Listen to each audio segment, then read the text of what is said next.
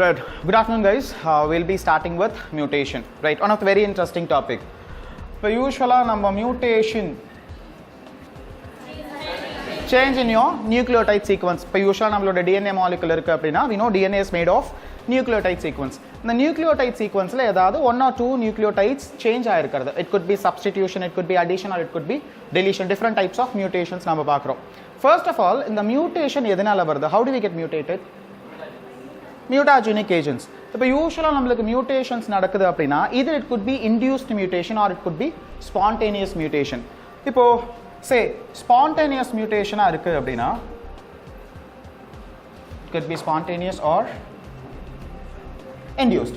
இப்போ spontaneous mutation, that is the one which is responsible for evolution process. இப்போ நேச்சுரலாகவே எவல்யூஷனாக என்னது adaptation to a particular environment. அப்போ நம்மளோட பாடி லெவலில் சில சேஞ்சஸ் நடக்கணும். அப்போ இந்த சேஞ்சஸ்ங்கிறது நம்மளோட என்வாயர்மெண்டல் ஃபேக்டருக்கு தகுந்த மாதிரி ஸ்லோ அண்ட் ஸ்டெடியாக நம்மளோட பாடியில் நடக்கும். That is spontaneous mutation. இப்போ இன்டியூஸ்டு மியூட்டேஷனாக இருந்துச்சுன்னா நம்ம சடன் சேஞ்சஸ்னு பார்க்குறோம் இல்லையா? சில மியூட்டேஷன்ஸ் எடுத்துக்கிட்டோம்னா sudden changes in your DNA sequence அப்படின்னா அப்போ இந்த சடன் சேஞ்சஸ் எதனால வரும்? It could be because of certain external factors. அதுதான் இன்டியூஸ்டு மியூட்டேஷன். இப்போ இந்த இன்டியூஸ்டு மியூட்டேஷன்ஸ் எடுத்துக்கிட்டிங்கன்னா எக்ஸ்டர்னல் ஃபேக்டர்ஸ்னு சொல்கிறோம் இல்லையா? we generally call these external factors as mutagens. சரி, இப்போ இந்த mutagens எடுத்துக்கிட்டோம் அப்படின்னா how many types of mutagens are there? 3 different types of mutagens. So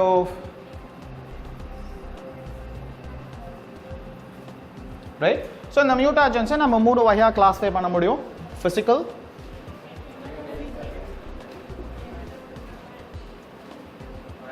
chemical and biological. சரி, இப்போ இந்த physical mutagenic agents எடுத்துக்கிட்டோம் அப்படின்னா it is always radiations. Right, radiation is a physical mutagenic agents.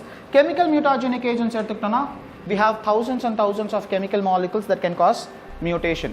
இப்போ இந்த chemical mutagens based on its nature நம்ம ரெண்டு வகையா கிளாஸிஃபை பண்ணலாம். Right, so one acute mutagenic agents, இன்னொன்னு chronic. Acute mutagenic agents க்கு எக்ஸ்போஸ் ஆன உடனேமே நம்மளுக்கு மியூட்டேஷன்ஸ் வந்துச்சு அப்படின்னா such potential molecules are called as acute mutagenic agents. Chronic mutagens, prolonged exposure, years together அந்த கெமிக்கல்ஸ்க்கு நம்ம எக்ஸ்போஸ் ஆகிட்டே இருந்தோம்னா அது மூலியமா நம்மளோட டிஎன்ஏ லெவலில் சேஞ்சஸ் வந்துச்சுன்னா that is categorized as chronic mutagenic agents. And biological, it is always virus, especially retrovirus. What is retrovirus? Which contains RNA as its genetic material. DNA இருந்துச்சுன்னா அது என்னது? adenovirus. So genetic material base பண்ணி adenovirus and retrovirus னு classify பண்ண போறோம். adenovirus can also causes mutation, but predominantly நம்மளுக்கு retrovirus தான் mutation cos பண்ண போகுது. சரியா? இப்போ ஒரு mutagenic agents என்ன மாதிரி நம்மளுக்கு DNA லெவலில் சேஞ்சஸ் பண்ண போகுதுன்னு பார்க்கலாம். இப்போ ரேடியேஷனாக இருந்துச்சுன்னு வச்சுக்கோமே, in case of physical mutagenic agent, radiation always causes duplication of pyrimidine molecule. நம்ம டிஎன்ஏ எடுத்துக்கிட்டோம்னா அடினைன், குவானைன், தைமின், சைட்டோசினோட காம்பினேஷன் பார்க்குறோமா? இதில் cytosine and thymine are pyrimidine bases. இப்போ இந்த மாதிரி ரேடியேஷனுக்கு எக்ஸ்போஸ் ஆகிறாங்க அப்படின்னா அப்போ அந்த டிஎன்ஏல இருக்கக்கூடிய cytosine or thymine molecule may get duplicated. அப்போ டியூப்ளிகேட் ஆச்சு அப்படின்னா உங்களோட என்டையர் டிஎன்ஏ சீக்வன்ஸில் சேஞ்சஸ் வரும். சே ஃபார் எக்ஸாம்பிள், நான் உங்களுக்கு மியூட்டேஷன் ஆகாத இருக்கிறப்போ ஒரு டிஎன்ஏ சீக்வன்ஸ் டிரான்ஸ்கிரைப் ஆச்சு அப்படின்னா என்ன மாதிரி எம்ஆர்என்ஏ சீக்வன்ஸ் வரும், என்ன மாதிரி அமினோ ஆசிட் சீக்வன்ஸ் வரப்போகுது டிரான்ஸ்லேட் ஆச்சுனான்னு போடுறோம்.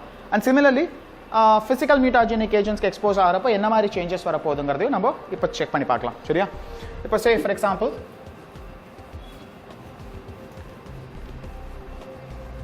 இப்போ நார்மலாக ஒரு மியூட்டேட் ஆகாத இருக்கக்கூடிய ஒரு ஜீன் சீக்வன்ஸ் எடுத்துக்கலாம். சே ஃபார் எக்ஸாம்பிள், உங்களுக்கு ஜீன் சீக்வன்ஸ் எடுத்துக்கிட்டோம்னா சிங்கிள் ஸ்டாண்டர்டா டபுள் ஸ்டாண்டர்டா?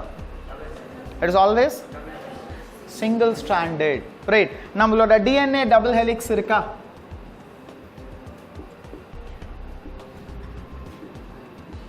ரைட், இந்த மாதிரி டபுள் ஸ்ட்ராண்ட் இருந்துச்சு அப்படின்னா உங்களோட ஜீன் இந்த ரெண்டு ஸ்ட்ராண்டில் ஏதோ ஒரு ஸ்ட்ராண்டில் தானே இருக்கும். Right, that is called the sense strand. And காம்ப்ளிமெண்ட்ரியாக இருக்கிறது ஆன்டி சென்ஸ் ஸ்ட்ராண்ட்னு சொல்லுவோம். அப்போ say for example, I'll take the gene segment here.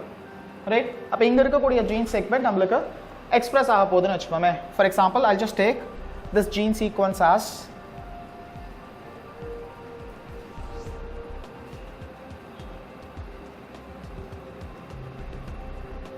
Right. So இந்த மாதிரி நம்மளுக்கு ஒரு ஜீன் சீக்வன்ஸ் இருக்குன்னு வச்சுக்கோமே. இப்போ இந்த ஜீன் சீக்வன்ஸ் நம்மளுக்கு டிரான்ஸ்கிரைப் ஆச்சு அப்படின்னா நம்மளோட எம்ஆர்என்ஏ சீக்வன்ஸ் எப்படி இருக்க போகுது? say this is your gene and mRNA sequence. So mRNA sequence இருந்துச்சுனா it's going to be complementary to this strand. அப்ப எப்படி நமக்கு sequence வரும்? A இருந்துச்சுனா T in case of DNA, but here it is RNA.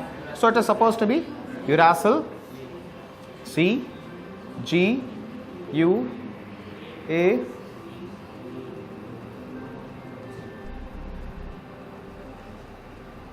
இந்த மாதிரி நமக்கு ஒரு mRNA sequence கிடைக்குமா? ரைட், நம்ம சென்ட்ரல் டோக்மா ப்ராசஸ் படிக்கிறப்ப என்ன பார்த்தோம்?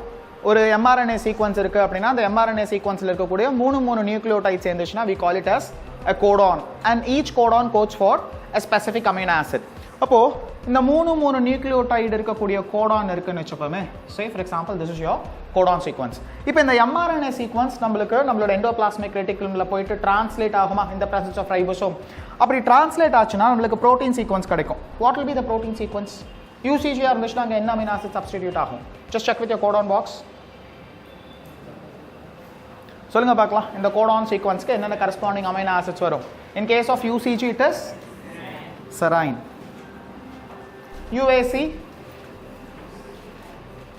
UAC codes for yes tyrosine. Okay,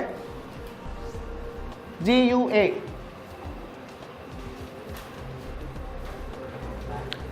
yes valine. CGU arginine. Yes, AGC again serine. UCG serine. UAC tyrosine. For example நம்மளோட gene sequence translate ஆச்சுனா நமக்கு இந்த மாதிரி ஒரு protein sequence கிடைக்குதுன்னு வெச்சுப்போமே. clear? so in case இப்போ நமக்கு ஏதாவது physical radiationsக்கு expose ஆகறாங்க, physical mutagenic agentsக்கு expose ஆகறாங்க அப்படினா நம்மளோட pyrimidal molecule duplicate ஆகுதுன்னு பார்க்கறோம். அப்போ இந்த entire gene sequence எடுத்துக்கிட்டீங்க அப்படினா இங்க எதெல்லாம் pyrimidal molecule?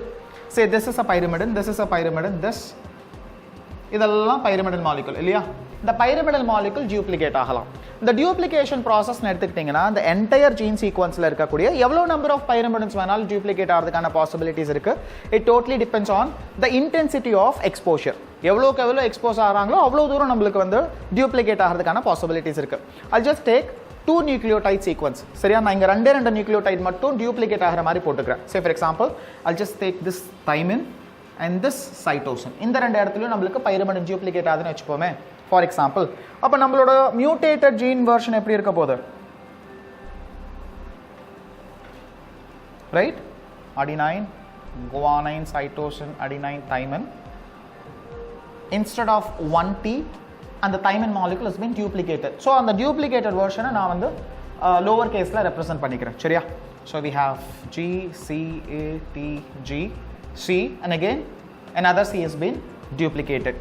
again adenine thymine cytosine guanine adenine guanine cytosine.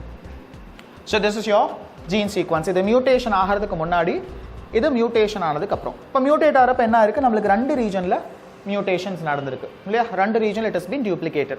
இப்போ இந்த mutated gene sequence இருக்கு. இப்போ இந்த mutated gene sequence நமக்கு transcribe ஆகுதுன்னு வெச்சுப்போமே. அப்ப நமக்கு கிடைக்க வேண்டிய mRNA sequence எப்படி இருக்கும்? there will be a change in your mRNA sequence. say for example இதுக்கு எப்படி வர போகுது? say இங்க it is supposed to be cytosine வரணும், but again an A C G